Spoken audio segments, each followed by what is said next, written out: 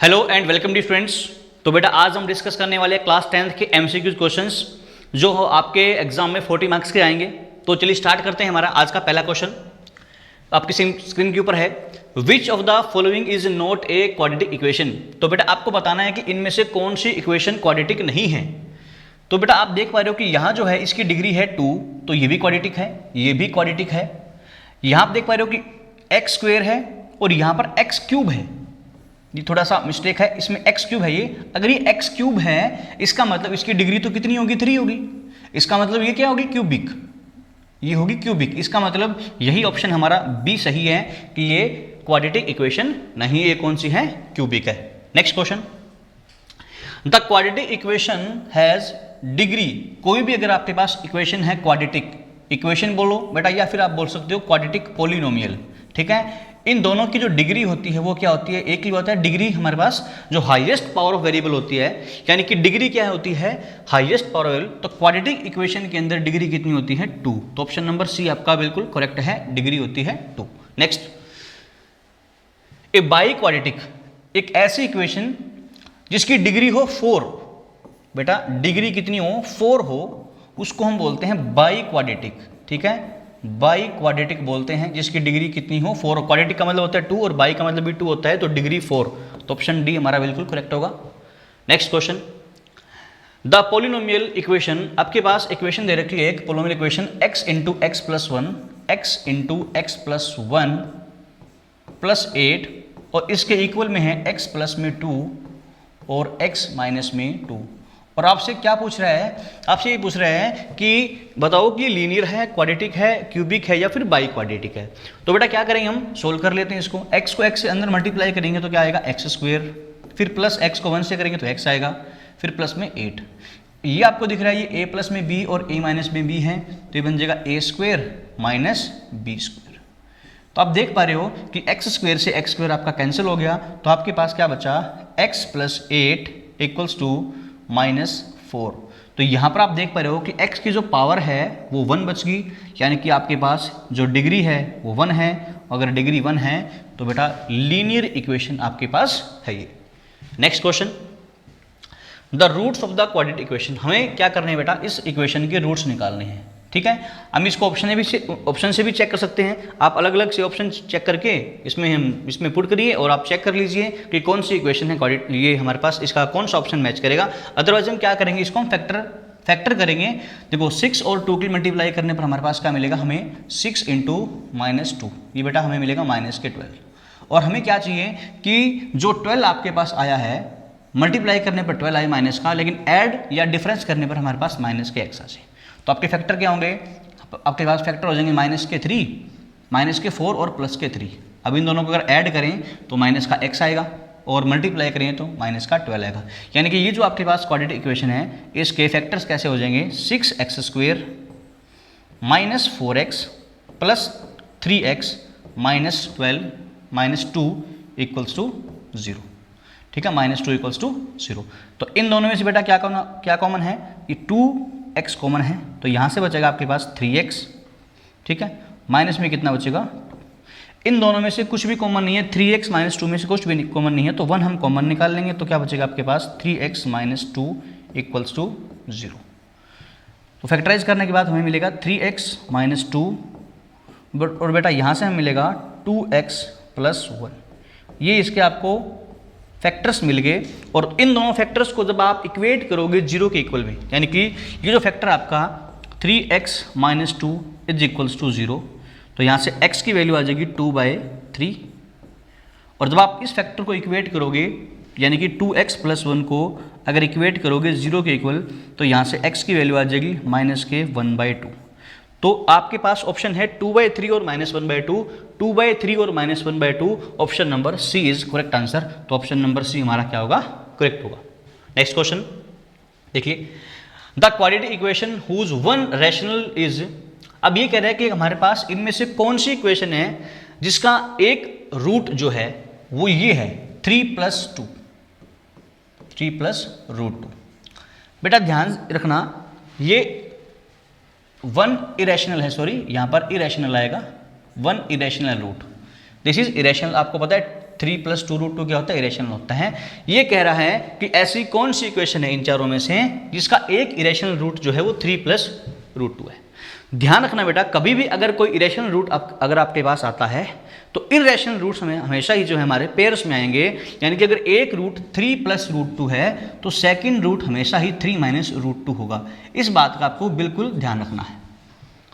हमने क्या बोला कि अगर कोई भी इक्वेशन है क्वाड्रेटिक, अगर उसका एक रूट इरेशनल है तो दूसरा रूट भी क्या होगा, इरेशनल होगा, और वो हमेशा पेयर्स में आते हैं। मतलब जैसे अगर ये 3 + √2 है तो दूसरा 3 - √2 होगा। सपोज कीजिए अगर एक रूट की वैल्यू आपके पास √2 है तो दूसरे की -√2, यानी कि इनका साइन चेंज कर देंगे। तो अगर ये 3 + √2 है तो ये 3 - √2। तो यहाँ से आप देख लिए कि ऐसी कौन सी इक्वेशन है जिसका सम, अब देखो ये आपके पास पहला रूट हो गया, ये आपका अल्फा मान लीजिए और ये आपका बीटा मान लीजिए। तो अगर आप अल्फा और बीटा को ऐड करोगे, alpha plus beta, sum of roots निकालोगे तो वो कितना आएगा, 3 + √2 + 3 - √2। तो आप देख पा रहे हो कि ये 2 से 2 क्या हो जाएगा, कैंसिल, तो कितना बचा, 6। तो आप देख पा रहे हो कि अल्फा प्लस बीटा की वैल्यू 6 है, और ऐसा एक ही ऑप्शन आपको दिख रहा है जहां पर सम ऑफ रूट्स आपको 6 दिख रहा है। क्लियर? अल्फा प्लस बीटा की वैल्यू कितनी, अल्फा इंटू बीटा निकाल लेती हैं। अल्फा इंटू बीटा निकालेंगे तो क्या होगा, 3 + √2 मल्टीप्लाइड बाई 3 - √2। ये हमारे पास a² - b² है, दिस इज 9a² - b² √2 का स्क्वायर। तो ये कि हमारे पास कितना होगा, 9 - 2, दिस इज 7।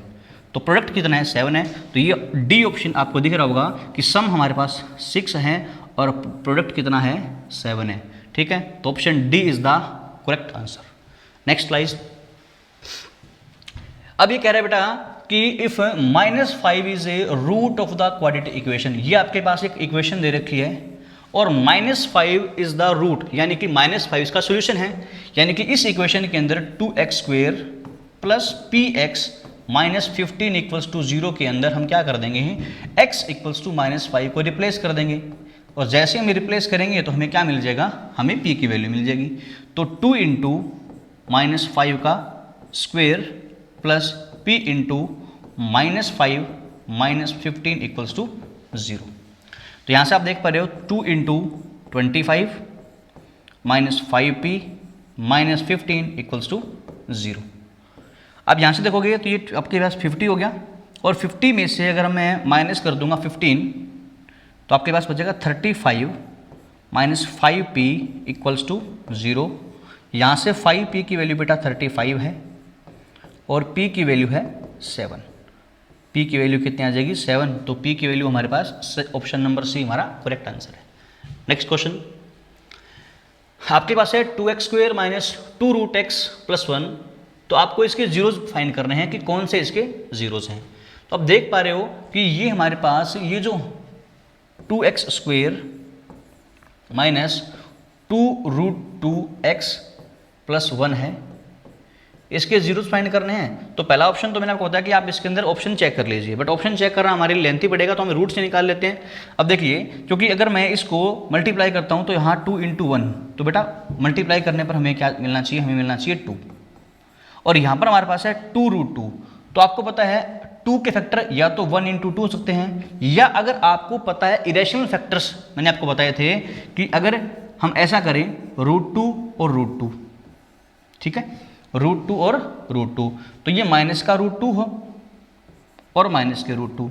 तो अगर ये माइनस का √2 है और ये क्या है, माइनस का √2 है, तो माइनस के √2 और माइनस के √2 को अगर ऐड करेंगे आप तो ये कितना हो जाएगा, माइनस के 2√2, माइनस के 2√2। तो हम इसको हम क्या कर सकते हैं, स्प्लिट कर सकते हैं। तो ये बन जाएगा 2x² माइनस के √2x माइनस के √2x + 1 = 0। आप देख लीजिए, अगर इन दोनों को ऐड करेंगे तो आपको क्या मिलेगा, 2√2x मिलेगा, और जैसे आप √2 और √2 को मल्टीप्लाई कर दोगे तो आपको 2 मिल जाएगा। ठीक है, तो यहाँ से इन दोनों में से आप क्या कॉमन देख रहे हो, इन दोनों में से आपको दिखेगा एक तो √2 और एक x कॉमन दिखेगा। तो यहाँ आपके पास बचेगा कितना, √2x - 1, और इन दोनों के अंदर से कुछ भी कॉमन नहीं है। ठीक है, √2x - 1, इन दोनों के अंदर से कुछ भी कॉमन नहीं है तो माइनस का 1 कॉमन आएगा, क्योंकि यहाँ पर -1 है, इसके अंदर -1 है, तो -1 जैसे कॉमन निकालेंगे तो आपके पास क्या बचेगा, √2x - 1 = 0। तो √2x - 1 और √2x - 1 = 0।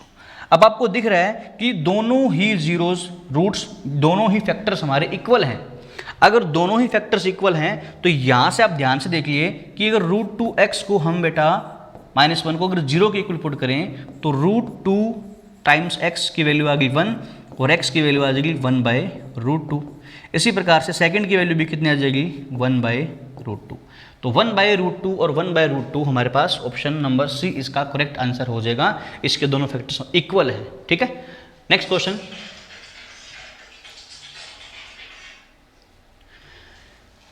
If one root of the quadratic equation this is 2, then what is the value of k? अगर इस क्वाड्रेटिक इक्वेशन का एक रूट ये है तो k की वैल्यू क्या होगी, तो हम इसका एक रूट है 2, यानी कि x की वैल्यू को 2 पुट कर देंगे। x की वैल्यू को जैसे ही 2 पुट करेंगे तो क्या आएगा, 2 × 2² प्लस k × 2 - 6 = 0। तो 2 × 2 = 4 × 2 = 8 प्लस 2k - 6 = 0। ये बेटा यहाँ पर बचेगा 2k + 2 = 0, 2k = -2 और k की वैल्यू -1। 2 को जब -2 से हम डिवाइड करेंगे यहाँ पर तो वैल्यू आ जाएगी, कैंसिल होने पर ये वैल्यू -1, तो k की वैल्यू कितनी आएगी, -1। तो ये बेटा नेक्स्ट क्वेश्चन देखिए आपके, the equation has real and equal roots. ये कह रहा है कि इस इक्वेशन के रूट्स जो हैं रियल और इक्वल कब होंगे। तो आपको पता है कि जब भी कोई क्वाड्रेटिक इक्वेशन हम सोल्व करते हैं तो अगर डिस्क्रिमिनेंट अगर आपका 0 है तो रूट्स हमारे क्या होती हैं, रियल और इक्वल। तो डी निकालेंगे बेटा, तो यहाँ से a की वैल्यू आपके पास है 12, b की वैल्यू है 4k और c की वैल्यू है 3। तो d होता है b² - 4ac = 0। तो वैल्यू पुट कर दीजिए, 4k² - 4 × a × c। ठीक है, ये वैल्यू पुट कर देंगे, इक्वल टू में क्या आ जाएगा, 0।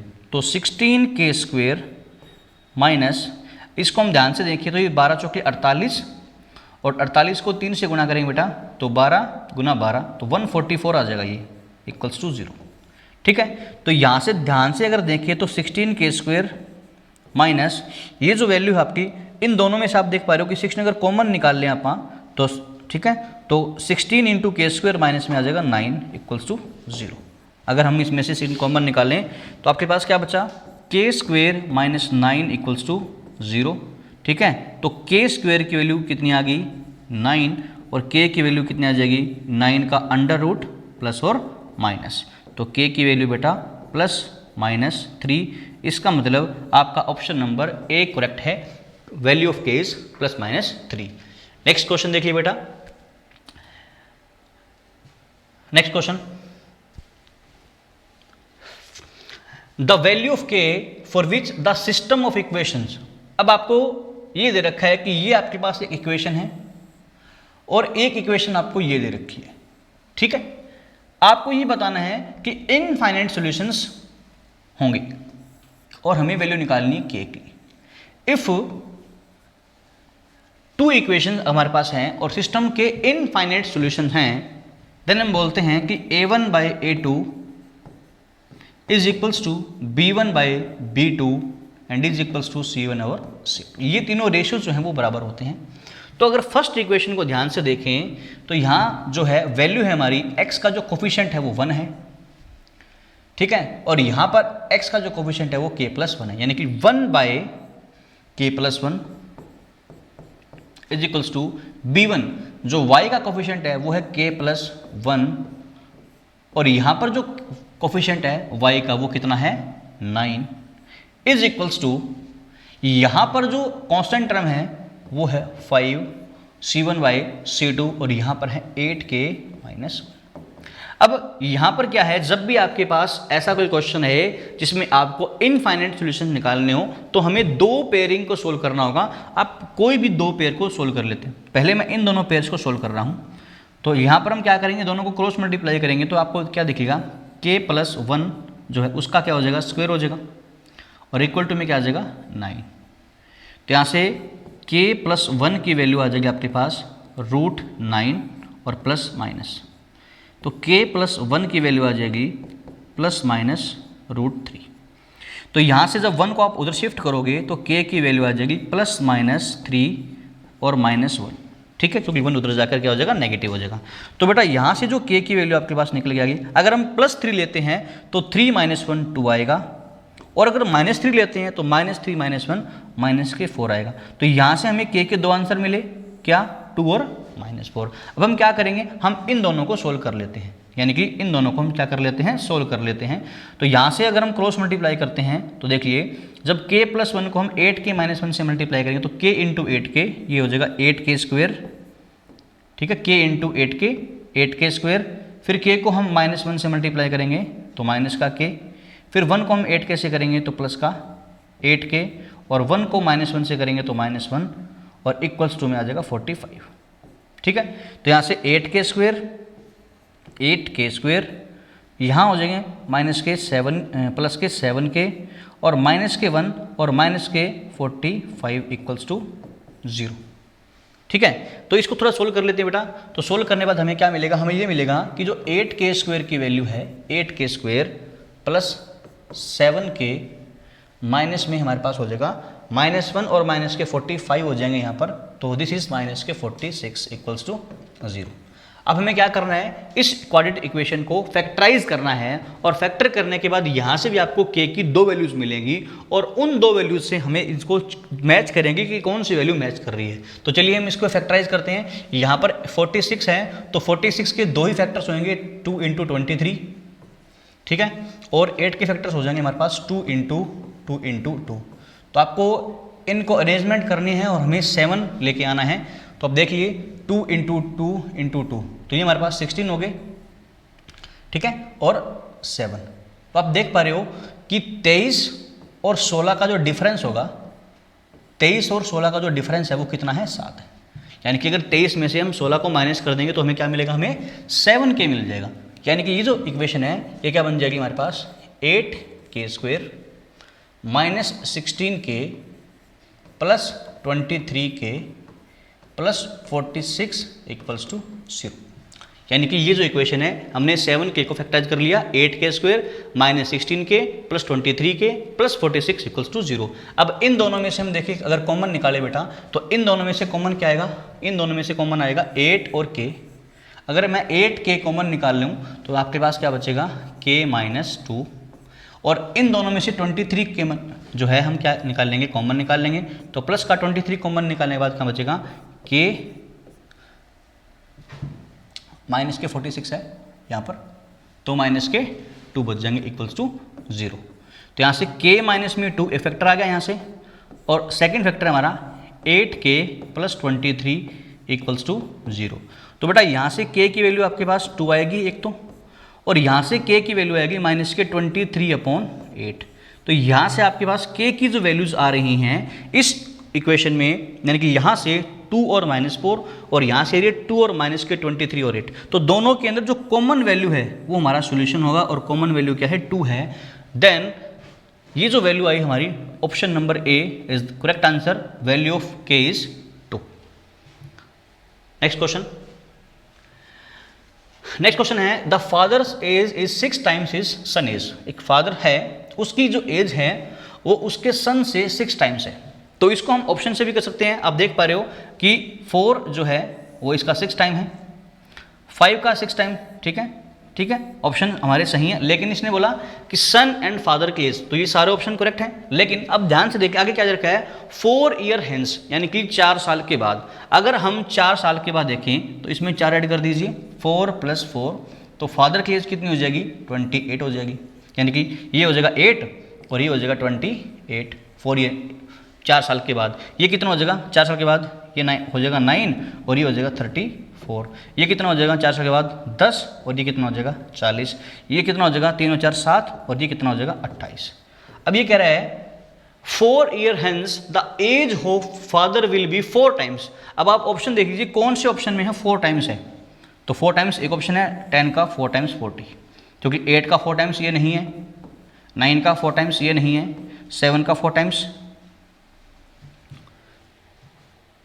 ठीक है, 7 का 4 टाइम्स 28 है, बट सॉरी यहाँ 3 था, 3 + 4 7 और 24 + 28। तो यहाँ बेटा ऑप्शंस जो हैं थोड़े से हमारे मिसप्रिंट है, दोनों ही ऑप्शन इसके सही आ रहे हैं, 10 और 40 भी आ रहे हैं और 7 और 28 भी आ रहा है। बट यहाँ पर ये आप देख पा रहे हो कि ऑप्शन डी हमारा इसलिए गलत होगा क्योंकि फादर की एज है वो 6 टाइम नहीं है बेटा, यहाँ पर 8 टाइम्स है, सॉरी, ठीक है ना, ये 8 टाइम्स से पहले 24।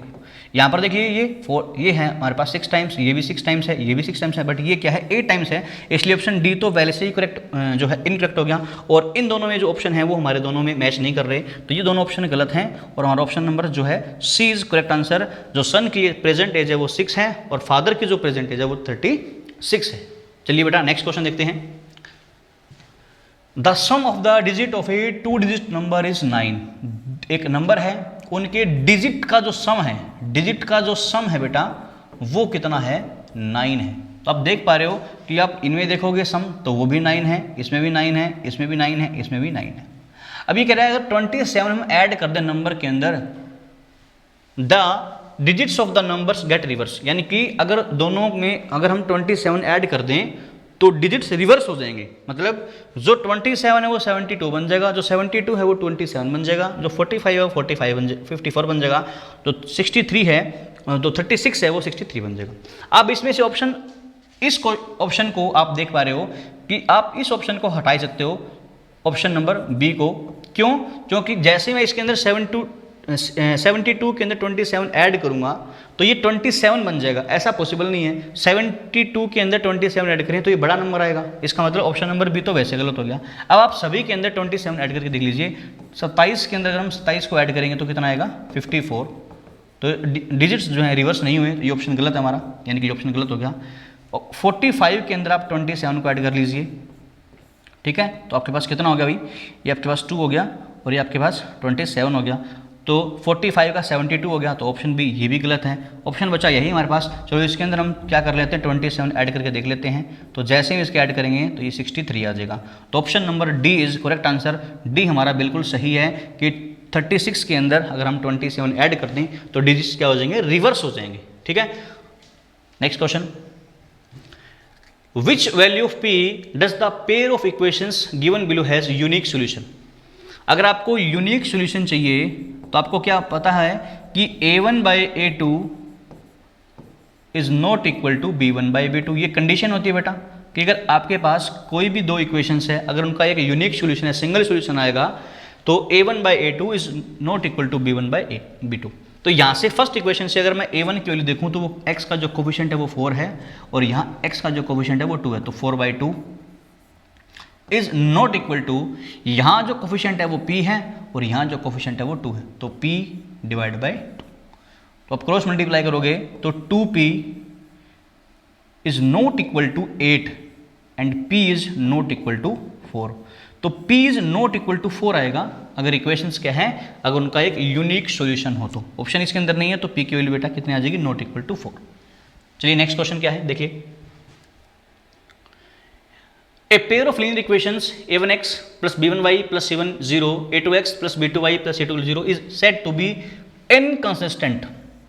तो मैंने आपको बताया था कि जब भी कोई इक्वेशंस को सोल्व करते हैं बेटा हम, तो हमारे पास सिस्टम दो टाइप के होते हैं। या तो जो हमारा सिस्टम होगा वो कंसिस्टेंट होगा, क्या होगा, या तो वो क्या होगा, कंसिस्टेंट होगा, या फिर वो क्या होगा, इनकंसिस्टेंट होगा। क्या होगा, इनकंसिस्टेंट। अब कब होगा ये, अगर सॉल्यूशन है चाहे यूनिक हो या वन हो चाहे मैनी हो, उस केस के अंदर आपका सिस्टम कैसा होता है, कंसिस्टेंट होता है। और इनकंसिस्टेंट कब होता है, जब आपका कोई भी सॉल्यूशन नहीं होता, नो सॉल्यूशन होता है। और आपको पता है कि जब भी किसी इक्वेशन के सॉल्यूशंस नहीं होते तो क्या कंडीशन होती है, a1/a2 is equal to b1/b2 and not equal to c1/c2। तो ये आपका ऑप्शन नंबर बी करेक्ट है कि अगर किसी भी लाइंस के सिस्टम इनकंसिस्टेंट है तो सॉल्यूशन नहीं होंगे, और नहीं होने की कंडीशन क्या होती है कि पहले दो रेशियो बराबर होते हैं और तीसरा रेशियो बराबर नहीं होता। तो option B is correct, B is correct. Next question, graphically the pair of equations 7x minus y equal to 5, 21x minus 3y equal to 10 represents two lines which are intersecting parallel, intersecting at 2 points और coincident। पहली चीज ध्यान रखना, अगर दो lines हैं वो या तो एक पॉइंट पे इंटरसेक्ट करेगी या फिर इनफाइनाइट पॉइंट्स के ऊपर इंटरसेक्ट करेगी। कभी भी कोई टू लाइंस हैं वो कभी भी दो पॉइंट के ऊपर इंटरसेक्ट नहीं कर सकती, या तो ओनली सिंगल पॉइंट होगा, ओनली वन पॉइंट होगा, या फिर इनफाइनाइट पॉइंट्स होंगे, या फिर वो इंटरसेक्ट नहीं करेंगी, पैरेलल होगी। अब हमें चेक करना है कि ये क्या है। तो आप देख पा रहे हो कि 7/21 -1/3 और 5/10, ठीक है, ध्यान से देख लीजिएगा। 7/21 -1/3 और 5/10, तो यहाँ से आ गया 1/3 और यहाँ माइनस के 3 सॉरी, तो 1/3 इज इक्वल टू 1/3 और यहाँ से अगर कैंसिल करेंगे तो 1/2 आएगा। तो इसका मतलब ये है कि 1/3 is equal to 1/3 is not equal to 1/2, क्योंकि पहले दोनों रेशियो तो बराबर हैं और लास्ट वाला रेशियो बराबर नहीं है। तो ये कंडीशन आ गई A1/A2 equal to B1/B2 is not equal to C1/C2। इसका मतलब लाइन्स कैसे हैं बेटा, पैरेलल लाइन्स हैं, parallel lines. Next question, the pair of equations has, तो आपके पास इक्वेशन है 3x minus 5y equals to 7 minus 6x plus 10y is equals to 7। तो अगर यहाँ ध्यान से देखें हम तो 3/-6 minus 5/10 एंड 7/7, तो ये कैंसिल हो गया 1/2 के ऊपर, ये भी 1/2 के ऊपर और ये 1 पे कैंसिल हो गया। इसका मतलब ये है कि ये माइनस के 1/2 है और ये भी माइनस के 1/2 है, ये हमारे पास 1 है। इसका मतलब ये पहले दो रेशो तो बराबर हैं, ये रेशो बराबर नहीं है, ये दोनों बराबर हैं, ठीक है, ये दोनों रेशो बराबर हैं और ये बराबर नहीं है। इसका मतलब A1/A2 is equal to B1/B2 but not equal to C1/C2। That means line have no solution, कोई भी सॉल्यूशन नहीं होगा क्योंकि लाइंस कैसे हैं बेटा, पैरेलल है। नेक्स्ट क्वेश्चन देखिए, the pair of equations x equal to 0, बेटा x इक्वल्स टू 0 का मतलब होता है y एक्सिस। हमेशा याद रखना, x इक्वल टू 0 का मतलब होता है y एक्सिस और y इक्वल टू 0 का मतलब होता है x एक्सिस। तो हम ड्रा कर लेते हैं, x0 मतलब ये y एक्सिस है हमारी और x इक्वल टू 5। अब क्योंकि ये अगर हमारी x एक्सिस है तो 1 2 3 4 5 ये हमारे पास लाइन आ गई, ठीक है। यहाँ से हमारे पास क्या आ गया, ये लाइन आ जाएगी हमारी x इक्वल टू 5, ये x इक्वल टू 5 है। तो x इक्वल टू 0 का मतलब है y axis, x equal to 5 की लाइन ये आ जाएगी। अब ये दोनों लाइन्स आपस में क्या है, पैरेलल है, ठीक है। ये लाइन आपस में क्या है, ये लाइन आपस में क्या है, पैरेलल है। अगर दोनों लाइंस पैरेलल हैं तो इनका कोई भी सॉल्यूशन नहीं होगा। आप देख पा रहे हो ये y एक्सिस और ये x इक्वल टू 5, ये भी क्या है, पैरेलल टू y एक्सिस है, ठीक है। ये y एक्सिस होगी और ये पैरेलल टू y एक्सिस है, x इक्वल टू 5। तो दोनों लाइंस अगर पैरेलल ही हैं तो पैरेलल का कोई सॉल्यूशन नहीं होता, तो इसका आंसर आएगा no solution. Next question, for what value of k do the equations represent coincident line.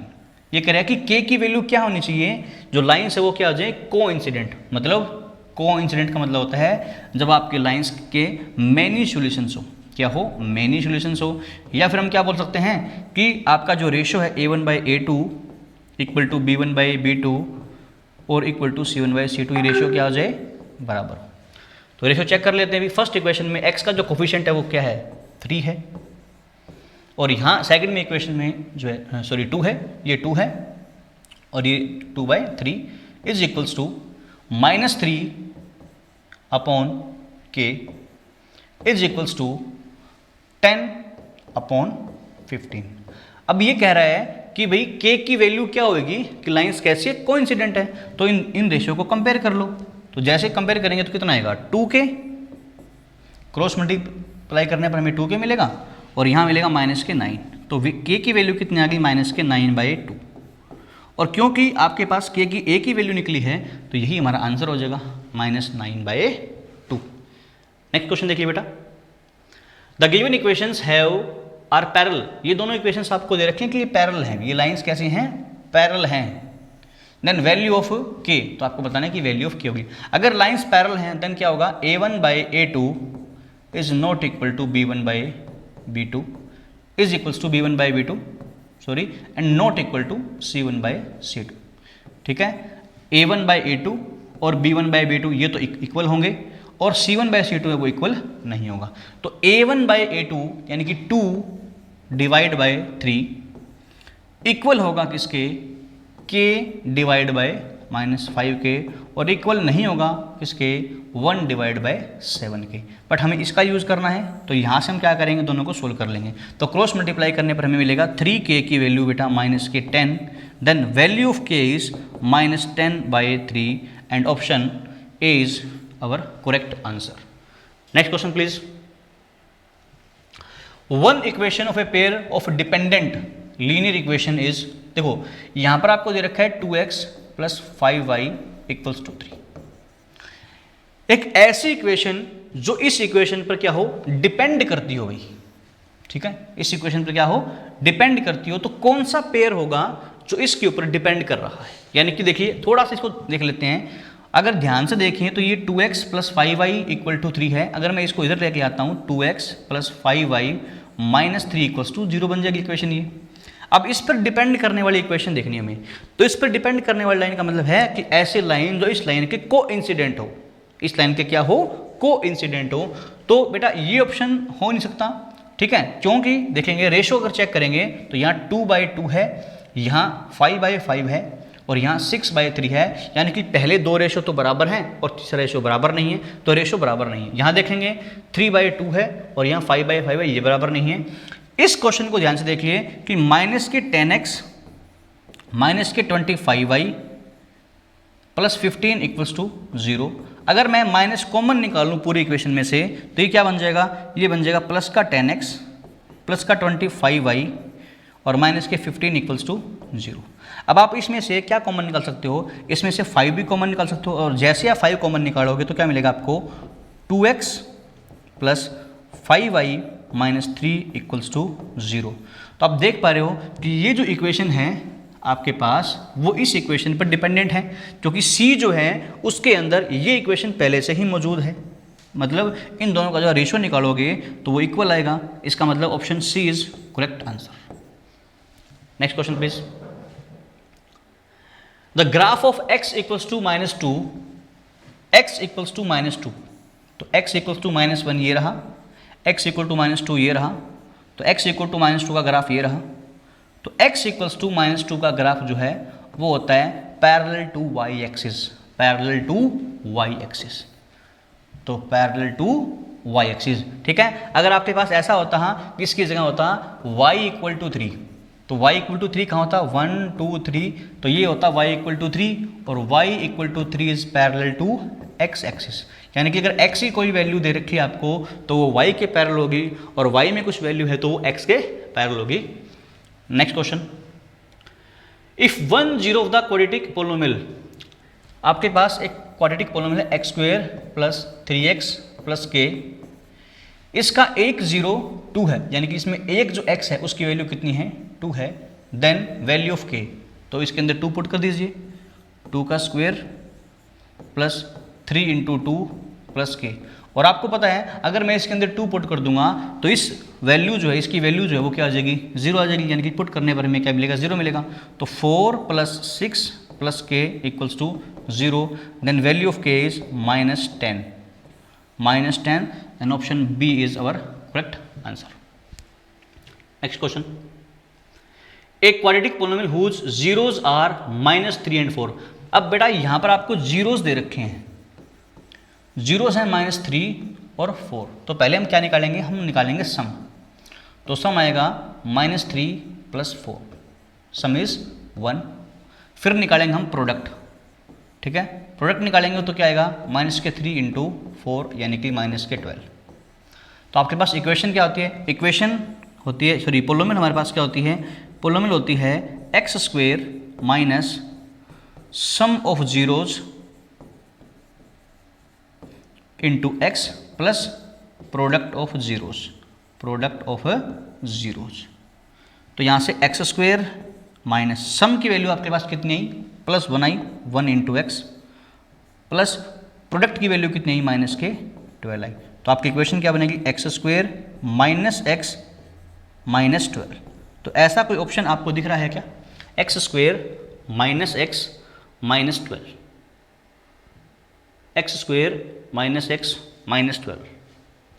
तो ध्यान से देखेंगे कि ये ऑप्शन माइनस है और यहाँ प्लस है, ये ऑप्शन नहीं है, ये भी नहीं हो सकता। ऑप्शन सी को थोड़ा चेक कर लीजिए।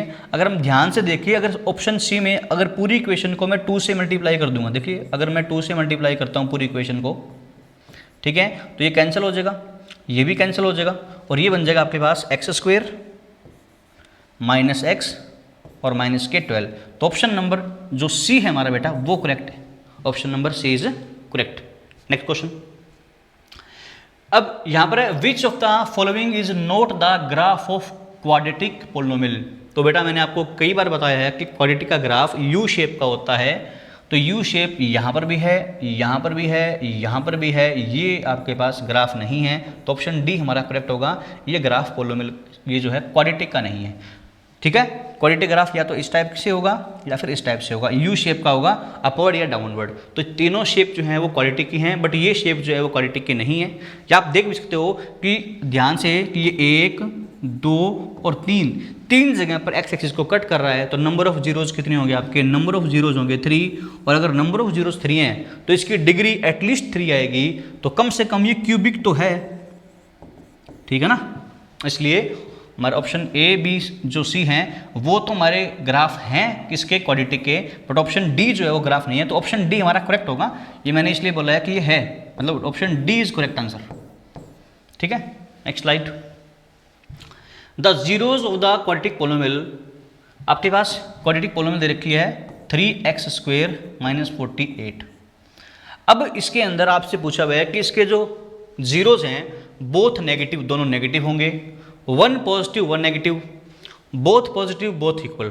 तो पहली चीज हम एक काम कर लेते हैं, हम चेक कर लेते हैं कि जीरोज आएंगे क्या। तो इन दोनों में से क्या कॉमन है, 3 कॉमन है, 3 कॉमन निकाल लेते हैं। एक्स स्क्वेयर माइनस में कितना आ गया 16। तो 3 इंटू एक्स प्लस 4 और एक्स माइनस 4 हमारे फैक्टर्स आ गए, क्लियर। ए स्क्वायर माइनस बी स्क्वायर करेंगे। तो यहाँ से आप देख पा रहे हो जीरोज हमारे क्या आएंगे, एक्स की वैल्यू या तो प्लस के 4 आएगी या माइनस के 4 आएंगे। यानी कि एक फैक्टर आपका पॉजिटिव है, एक फैक्टर आपका कैसा है, नेगेटिव है। तो 1 is positive and other is negative, 1 is positive but another is negative. हाँ, दोनों इक्वल हैं, बोथ इक्वल, बट इक्वल जो है वो साइन के अंदर जो है वो अपोजिट है, ठीक है। अगर यहाँ पर ऐसे होता both are equal but opposite in sign तो ऑप्शन हमारा सही होता, बट यहाँ पर क्योंकि एक नेगेटिव है और एक पॉजिटिव है तो option B is correct, 1 is positive and 1 is negative. आज के बाद याद रखना, अगर आपके पास कोई इक्वेशन है इस प्रकार की ax स्क्वेयर माइनस बी इस फॉर्म में है, ax square minus B form में, तो उस इक्वेशन के 2 ही जीरोज होंगे, एक नेगेटिव होगा और एक पॉजिटिव होगा। चलिए देखिए next question, which is the number of what is the number of zeros that a quadratic polynomial है एट लीस्ट। अगर कोई भी क्वाड्रेटिक पोलिनोमियल है तो उसके जीरोज कितने पॉसिबल है, तो एटमोस्ट कितने होते हैं उसके, 2 जीरोज। डिग्री कितनी है इसकी भाई, डिग्री है 2, तो जीरोज भी कितने होंगे, 2 ही होंगे। Next question, 1 zero of the quadratic polynomial is x square plus 3x plus b. एक आपके पास क्वाड्रेटिक पोलिनोमियल है, उसका एक जीरो दे रखा है आपको 2, 1 0 is 2, then value of b। तो हम वैल्यू b निकालनी है तो क्या करेंगे, हम x को हम 2 पुट कर देंगे, तो x को हम क्या रिप्लेस कर देंगे, 2 रिप्लेस कर देंगे। तो 2 का square plus 3 into 2 plus b। और आपको पता है अगर ये जीरो है तो 2 पुट करने के बाद इसका जो आंसर है वो क्या आना चाहिए, 0 आना चाहिए। तो 4 plus 6 plus b equals to 0, then value of b is -10, ठीक है। इसी प्रकार का क्वेश्चन एक पहले भी आया था, इसमें हमने k की वैल्यू निकाली थी, तो -10 is our option, option number D. Next question, if 1 is the one of the zeros of the polynomial, 1 जो है इसका एक जीरोज है, यानी कि x को 1 पुट कर दीजिए इसके अंदर, तो 1 का स्क्वायर प्लस 1 प्लस k, और क्योंकि ये 0 है इसका तो इसका आंसर आएगा 0, तो 1 का स्क्वायर होता है 1 plus 1 plus k equals to 0। तो बेटा k की वैल्यू आ जाएगी -k2। इसने पूछी क्या है, k की वैल्यू पूछी आपसे, तो -2 और correct answer. Next question, px is a पोलोमियल of at least degree 1। ये कह रहा है कि px एक पोलोमियल है जिसकी डिग्री एटलीस्ट 1 है, यानी कि अगर डिग्री 1 है and pk is 0 then k is known as, और अगर हम k को वैल्यू उसके अंदर, अगर हम किसी पोलोमियल के अंदर फिर ऐसी वैल्यू पुट करते हैं, जैसे मान लीजिए सपोज कीजिए हमें इक्वेशन कोई पोलोमियल दे रखी है px equals to x square minus 4, अगर मैं x की जगह पर 2 पुट करता हूँ तो p2 पुट करने पर हमें क्या मिलेगा, 2 का स्क्वेयर माइनस 4 यानी कि 0 मिलेगा। इसका मतलब this 2 is called zero of the polynomial, zero of the polynomial, इसको बोलते हैं जीरो, तो इसको हम क्या बोलते हैं, zero of the px, zero of the px। Clear, यानी कि जो जब जीरो आएगा तब तो बोलेंगे उसको जीरो द पोलिनोमियल। अगर जीरो के अलावा कोई और नंबर आता है, कोई भी और नंबर आके, मान लीजिए हमने इसकी जगह हमने क्या किया 5 पुट कर दिया, तो 5 पुट करना फिर हमें क्या मिलेगा, p5 की वैल्यू 5 का square minus 4, this is 25 minus 4 यानी कि 21। ये जो 21 है इसको हम बोलते हैं वैल्यू ऑफ px या वैल्यू ऑफ पोलिनोमियल। जीरो आएगा तब जीरो, और कोई और नंबर आएगा तो value of px। Next question, if the zeros of the quadratic polynomial x square plus a plus 1 into x plus b, इसके जीरोज दे रखे हैं 2 एंड -3, यानी कि इसके जो जीरोज हैं वो क्या है, 2 और -3 है, यानी कि आपके पास अल्फा की वैल्यू है 2 और बीटा की वैल्यू कितनी है, -3, ये आपके जीरोज हैं।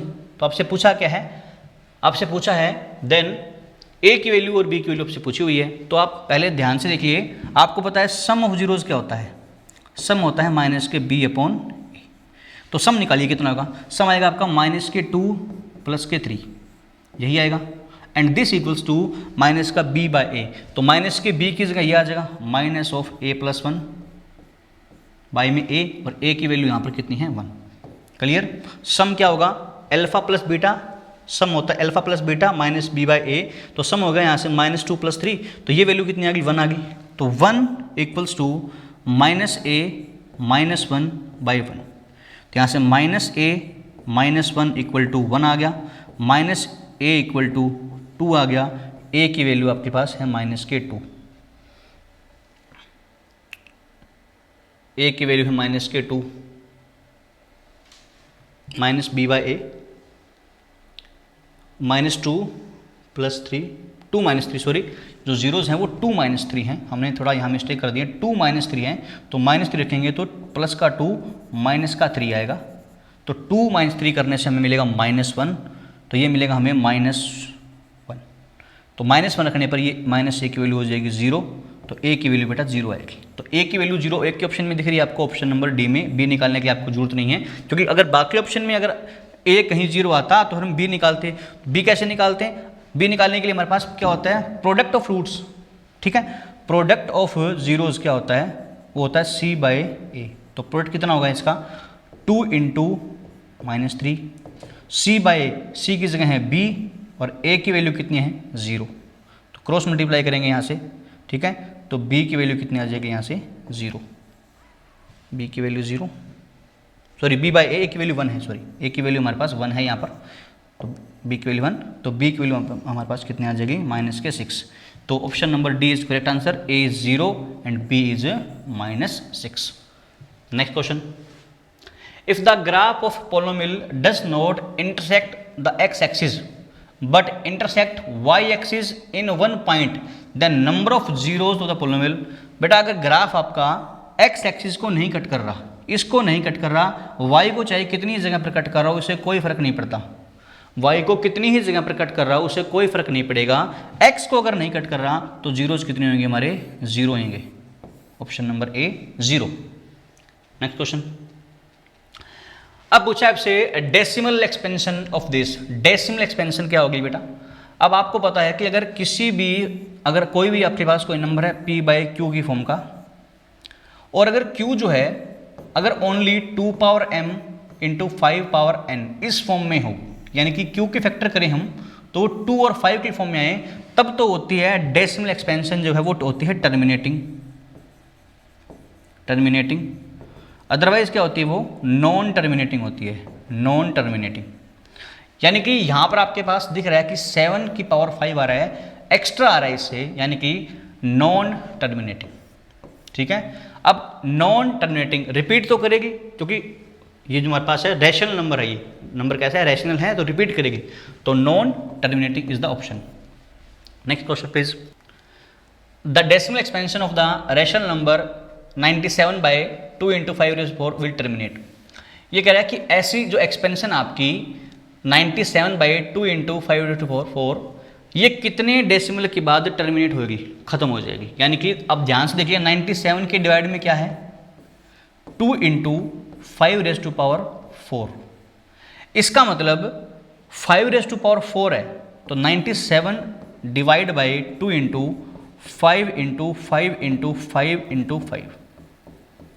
अब आप देख पा रहे हो नीचे अगर हमारे पास 4 5s हैं, तो अगर मैं यहाँ पर मल्टीप्लाई कर दूँ इसको 2 से और 2 से और 2 से, ठीक है, ऊपर भी मल्टीप्लाई कर देता हूँ मैं 4 2 से, उससे कोई फ़र्क नहीं पड़ेगा। लेकिन आप देख पा रहे हो कि नीचे कितने आपके जो है वो 10 बन जाएंगे। एक 10 यहाँ से बन जाएगा, एक 10 यहाँ से बन जाएगा, एक 10 यहाँ से बन जाएगा और एक 10 यहाँ से बन जाएगा। यानी कि आपके पास नीचे जो नंबर बनेगा वो बनेगा 10,000। अगर 10,000 है तो कितने डेसिमल लगेंगे आपके पास? 4 डेसिमल लगेंगे। जो भी नंबर आएगा उसमें 4 डेसिमल लगेंगे, तो आफ्टर 4 डेसिमल प्लेस वो नंबर क्या कर जाएगा? टर्मिनेट कर जाएगा। जितने नीचे जीरोज होते हैं उतने ही डेसिमल के बाद वो क्या करेगा? टर्मिनेट करेगा। Next question. आपसे पूछा गया है कि ये नंबर जो है उसमें ये नंबर है रैशनल है, इरेशनल है, नेचुरल है या इंटीजर है। तो पहले इसको सोल्व कर लेते हैं। 5 + 5√3 -4 -3√3, तो 6 - 2 करेंगे, 6 - 4 करेंगे तो 2 आएगा, और 5√3 में से 3√3 माइनस कर देंगे तो प्लस के 2√3 आ जाएगा। अब अभी भी ये नंबर कैसा है बेटा? अभी भी ये नंबर कैसा है? इरेशनल है। तो इसका जो ऑप्शन नंबर हमारा जो है बी जो है वो करेक्ट होगा, an irrational number, an irrational number. Next question.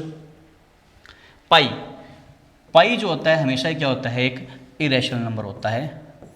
Pi जो है वो कैसा है? वो एक इरेशनल नंबर होता है। Next question. The ratio between the LCM and HCF of 5, 15, 20। आपके पास 3 नंबर है 5, 15 और 20। इनका पहले एचसीएफ निकाल लेते हैं आप। तो एचसीएफ कितना आएगा? एचसीएफ आ जाएगा 5, क्योंकि 5 इन तीनों को डिवाइड कर देगा। और एलसीएम कितना आएगा? एलसीएम आ जाएगा 60। इन तीनों का एलसीएम कितना आ जाएगा? 60। तो दोनों का रेशो एचसीएफ रेशो एलसीएम, तो 5:60, तो 1:12, 1:12। तो पहले एलसीएम बोला इसने, तो एलसीएम है तो 12:1 आएगा, क्योंकि हमने एचसीएफ और एलसीएम का निकाला है, वो तो 1:12 है। अगर मैं पहले एलसीएम रेशो एचसीएफ करूँगा तो वो 12:1 बन जाएगा। Next question. 2 alarm clocks rings there alarms at regular intervals of 50 seconds and 48 second. मतलब जो एक अलार्म है जो 48 सेकेंड के बाद बजती है, और एक जो है वो 50 सेकेंड के बाद बजती है। And if they first beep together at 12 नून। मान लीजिए 12 बजे, ठीक है, 12 बजे वो दोनों एक साथ बीप करती हैं, 12 बजे। तब आपको बताना है कि at what time they will beep again for first time. अब दोबारा जब वो बजेंगी तो वो कब बजेंगी, कितने मिनट के बाद बजेंगी। तो हमें क्या करना है कि जब दोबारा बजेंगी तो एक जो है अलार्म है वो 2 सेकंड पहले बज जाएगी, बस इतना फ़र्क होगा। तो हम क्या करेंगे, क्योंकि ये दोनों अलार्म्स हैं वो 48 और 50 सेकंड से बाद में ही बजेंगी, इसलिए हम क्या निकाल लेंगे, हम निकाल लेंगे 48 और 50 का एलसीएम निकाल लेंगे। क्या निकाल लेंगे? एलसीएम। तो 48 और 50 का एलसीएम निकालते हैं अपन। तो 48 क्या फैक्टर कर लीजिए, 2 × 24, ठीक है, 2 × 24, ये यहाँ पर आएगा 12, 6, 2 और 3, ये फैक्टर आ गया आपके। ऐसे आप 50 के फैक्टर कर लीजिए, 2, 25, 5 और 5। तो हमें एलसीएम निकालना है। तो एलसीएम के अंदर क्या आएगा भाई, एलसीएम के अंदर आएगा जो 2 की हाईएस्ट पावर है, 2 की हाईएस्ट पावर कितनी आ गई, 2 की पावर 1 2 3 4, तो 2 की पावर 4 इंटू 3 की पावर 1 इंटू 5 की पावर 2, यानी कि यहाँ पर 2 की पावर 1 है, यहाँ पर 5 की पावर 2 है, तो यहाँ पर वैल्यू कितनी आ जाएगी 16 इंटू 3 इंटू 25, ठीक है भाई। तो इसको मल्टीप्लाई करेंगे तो 25 और 16 की गुना करेंगे तो 400 आ जाएगा, ठीक है। 400 गुना में 3 कितना हो गया, 1200, यानी कि 1200 सेकंड जो है इनका एलसीएम आ गया। अगर 1200 सेकंड को हम कन्वर्ट करेंगे मिनट के अंदर, तो 1200 सेकंड को अगर हम भाग कर दें 60 से, ठीक है, तो कितना आ जाएगा अभी ये 20, यानी कि 20 मिनट के बाद वो दोबारा एक साथ फिर बजेंगी। यानी कि पहले बजी थी वो 12 बजे, अब 20 मिनट के बाद बजेंगी, तो 12 बजकर कितने बजे बीप करेगी दोबारा वो 20 मिनट, तो 12:20 PM, 12 बजकर 20 मिनट के ऊपर तो वो दोबारा फिर से बजेंगे, ठीक है। Next question. तो बेटा आज की वीडियो में इतना ही, मिलते हैं नेक्स्ट वीडियो में जहां हम इसी टाइप्स के और क्वेश्चन डिस्कस करेंगे जो आपके बचे हुए चैप्टर्स हैं उनके। Thank you friends.